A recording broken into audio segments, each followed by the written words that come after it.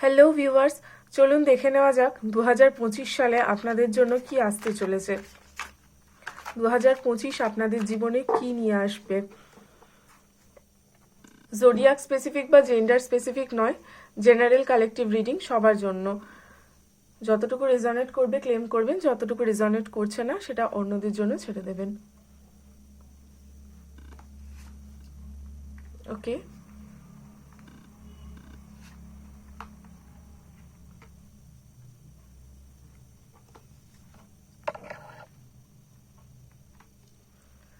I'll take one more card.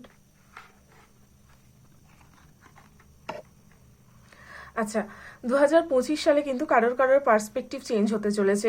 অন্যরকম point of view থেকে আপনারা জিনিসপত্র দেখবেন এবং সেগুলোকে বিচার করবেন। ব্যালেন্স আসতে চলেছে লাইফে। যা কিছু এতদিন ব্যালেন্স করতে পারছিলেন না, অবশ্যই সেই এরিয়াগুলোতে ব্যালেন্স আসতে চলেছে। আপনারা লোকজনের সাথে কথা বলবেন, কমিউনিকেশন আসতে চলেছে। নতুন কিছু মানুষের সাথে যোগাযোগ হতে পারে যারা আপনাদের ফিনান্সিয়াল গেনের ক্ষেত্রে সাহায্য করবে। নতুন কোনো অপরচুনিটির জন্য টিম ওয়ার্ক করতে পারেন বা নতুন কোনো কোলাবোরেশনের মধ্যে আপনারা যেতে পারেন। ক্লিনজিং আসতে চলেছে, সাডেন চেঞ্জ আসবে। কিছু জিনিস, কিছু টক্সিক জিনিস হয়তো এন্ড হবে।